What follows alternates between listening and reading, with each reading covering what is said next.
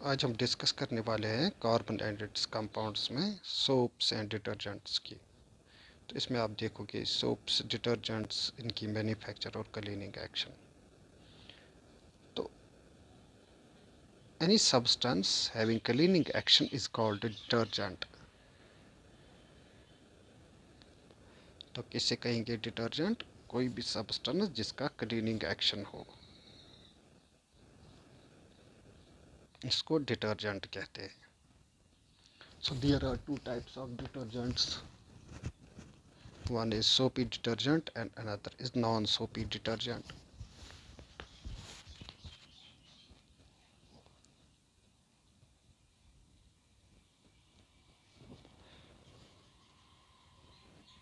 तो मैन्युफैक्चर कैसे होती है ये, पहले इसका स्ट्रक्चर देखते हैं।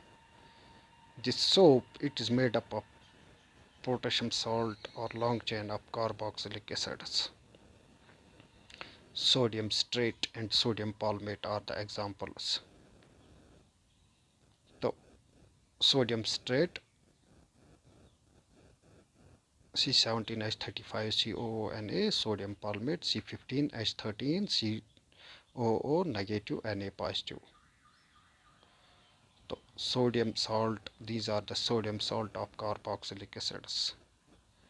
तो यहाँ पर एक लॉन्ग चेन होती है, ये इसको कहते हैं हाइड्रोकार्बन पार्ट। हाइड्रोजन और कार्बन होता है इसमें, that's called hydrocarbon part.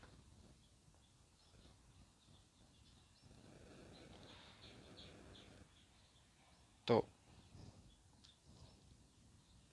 sodium citrate, this is hydrocarbon part and that one is ionic part. Ions, वहाँ पर चार्ज होती है COO negative Na positive, like in sodium palmate. This is C15H31, it is hydrocarbon part, and COO negative Na positive, it is ionic part.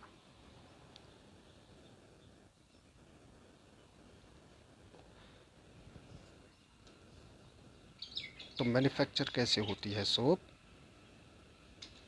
तो fats और oil जो कि Easter होता है, इसको सोडियम हाइड्रोक्साइड जो कि एक अल्कली है उसके साथ मिलाया जाता है, तो वहाँ से हमें मिलता है सोप्स एंड ग्लाइसरॉल।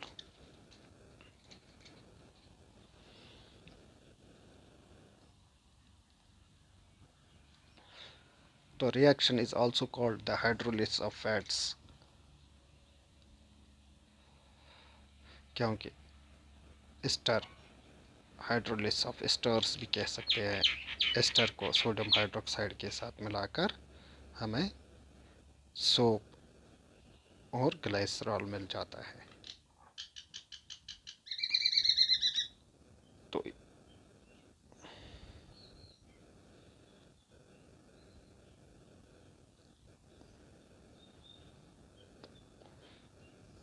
इस प्रोसेस को और एक नाम भी कहा जा सकता है, दैट्स कॉल्ड स्पॉनिफिकेशन, क्योंकि इसमें हमें सोप प्रिपेयर होती है फ्रॉम एस्टर्स।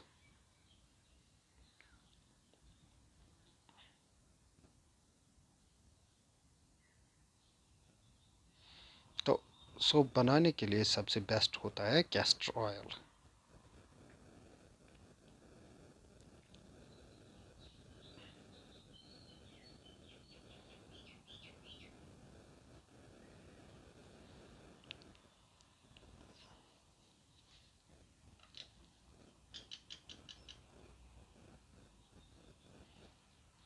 कैस्टर ऑयल को सोडियम हाइड्रोक्साइड के साथ मिलाया जाता है।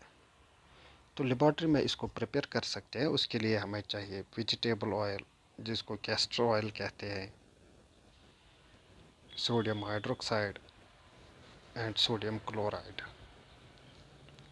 तो सोडियम क्लोराइड हमारी रिएक्शन में नहीं आया था, तो इसकी क्या यूज़ है, तो इसको भी डिस्कस करते हैं लेटर। तो पहले प्रोसीजर देखते हैं कैसे बनती है सोप। आपको 20 ml कैस्टर ऑयल एक बीकर में लेना है, तो उसके साथ 30 ml 20% of sodium hydroxide solution को मिलाना है। तो इन दोनों को स्टायर करके हीट करना है, मिलाकर हीट करना है। तो टेम्परेचर देने के बाद वहाँ से एक पेस्ट बनता है, सोप का पेस्ट बनेगा। तो उसमें से आपको 5 से 10 ग्राम कॉमन सॉल्ट मिलाना है।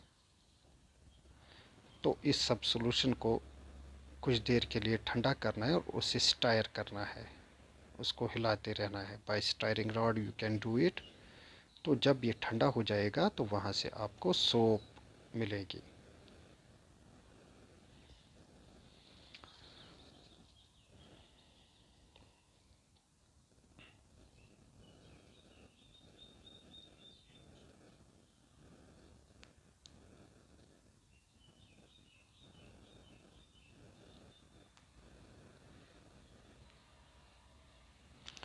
तो कॉमन सॉल्ट क्यों ऐड किया जाता है इसमें?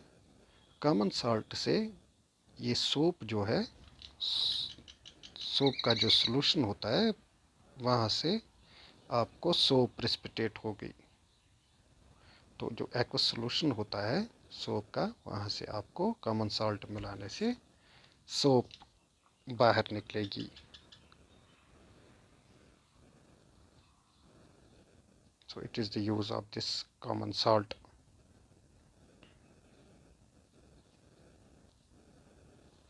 तो क्या होता है इसमें, जब हम कॉमन सॉल्ट को मिलाते हैं तो सॉल्युबिलिटी जो सोप की होती है वो कम हो जाती है, वो उस सॉल्यूशन में कम सॉल्युबल हो जाता है, तो जिससे सोप बाहर निकल जाती है। It is precipitated out from the solution by adding this common salt. तो स्ट्रक्चर क्या होता है इस सोप का? तो इसमें होता है, ये स्ट्रक्चर है, एक लॉन्ग चेन ऑफ हाइड्रोकार्बन है और आयोनिक एंड है। This is hard long chain of hydrocarbons and this is short ionic end.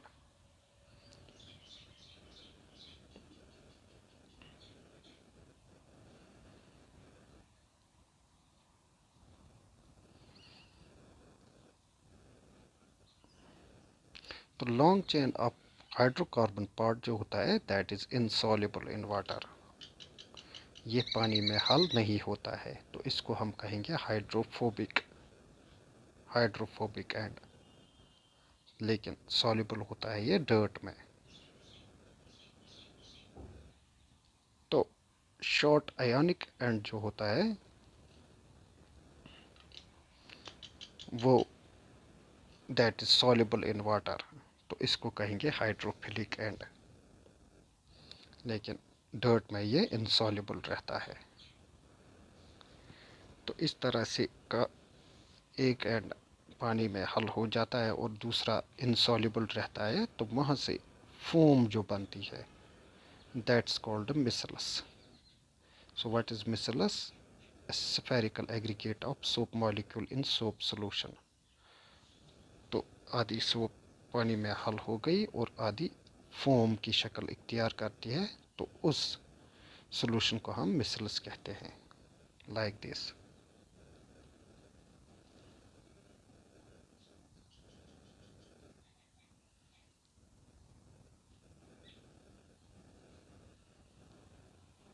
ये पहली जो डायग्राम है आप उसमें देख पाओगे कि यहाँ से आपको सोप जब पानी में डाला जाता है तो Na एंड जो है ionic and which is hydrophilic soluble in water, तो पानी में हल हो गया, जबकि हाइड्रोकार्बन एंड वो बाहर रहता है। ये देखो Na तो फैल गया पानी में, लेकिन हाइड्रोकार्बन एंड वो सेंटर की तरफ आता है। तो इस सॉल्यूशन को इस वक्त कहेंगे मिसलस। तो क्लीनिंग एक्शन में जब इसमें कपड़े को डाल देते हैं जिस पर डर्ट हो, तो आयोनिक एंड तो पानी में हल हो गया और जो हाइड्रोकार्बन एंड होता है वो उस कपड़े के साथ चिपक जाता है यहाँ पे। तो अब यहाँ पर पानी में आयोनिक एंड है, आयोनिक एंड के साथ हाइड्रोकार्बन एंड है, जबकि हाइड्रोकार्बन एंड पानी के ये कपड़े के साथ जिस पर ग्रीस है, ग्रीस के साथ मिल गया है। तो ये जो सोप मिसल्स होता है ये इस डर्ट को इंट्रैप करता है। तो जब हम इसको एजिटेट करते हैं तो हाइड्रोकार्बन एंड के साथ ये डर्ट या ये ऑयल जो होती है, ये ग्रीस जो होती है कपड़े पर जो लगी होती है, वो भी बाहर निकल जाती है। तो लिमिटेशन क्या होती है इसकी सोप्स की? तो ये हार्ड वाटर में सूटेबल नहीं होता है, क्योंकि हार्ड वाटर में होते हैं कैल्शियम और मैग्नीशियम। तो ये इन साल्ट्स के साथ नहीं मिलता है, तो ये बाहर निकलता है। तो वहाँ पर बनते हैं इनसॉल्युबल प्रेसिपिटेट्स, जिसको हम स्कम कहते हैं, यानी कि जो जब साबुन इस हार्ड वाटर में सॉल्युबल नहीं होती है। तो ये जो स्कम बनता है, it is scum formed by the action of hard water on soap aspects the clothes being washed and interfere with the cleaning। ये इस क्लीनिंग एबिलिटी को इंटरफेयर्स करता है। तो हार्ड वाटर में सोप काम नहीं कर पाता है। तो अगर हार्ड वाटर बनता कैसे है? अगर आप डिस्टिल्ड वाटर को ले, उसमें कैल्शियम साल्ट या मैग्नीशियम साल्ट को डाल दे, तो वो हार्ड वाटर बन जाता है। तो सोप्स हार्ड वाटर के लिए सूटेबल नहीं होते हैं।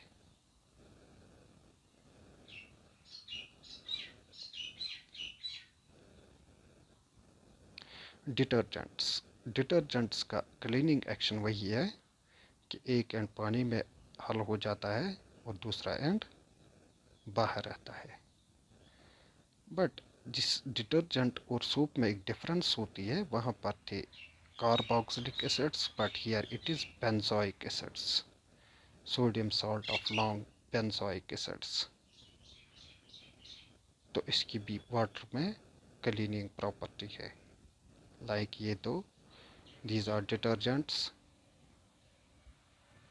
तो these form leather even in hard water, ये हार्ड वाटर में एप्लीकेबल है।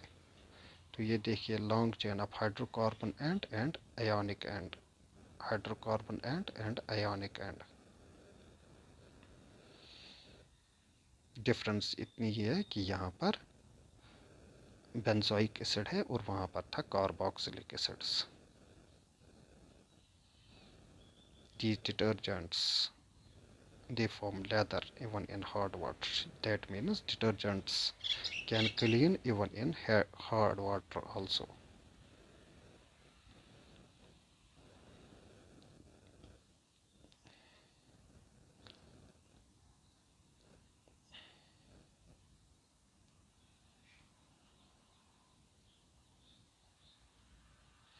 So what is the difference between the two? तो पहली डिफरेंस है आयोनिक सोप्स में जो होता है, तो आयोनिक एंड होता है sodium COO negative Na, that means these are carboxylic acids. जबकि डिटर्जेंट्स में जब हम देखते हैं तो उसका आयोनिक ग्रुप जो होता है that is benzoic acid SO3Na। Soaps hard water में यूज़ नहीं होते हैं, डिटर्जेंट्स हार्ड वाटर में यूज़ होते हैं। सोप्स बायोडिग्रेडेबल होते हैं। बायोडिग्रेडेबल मीन्स कि ये डिकम्पोज माइक्रो ऑर्गेनिजम्स के हेल्प से हो जाता है, जबकि कुछ डिटर्जेंट्स ऐसे होते हैं जिन पर माइक्रो ऑर्गेनिजम्स इफेक्टिव नहीं रहते हैं, so they are not biodegradable.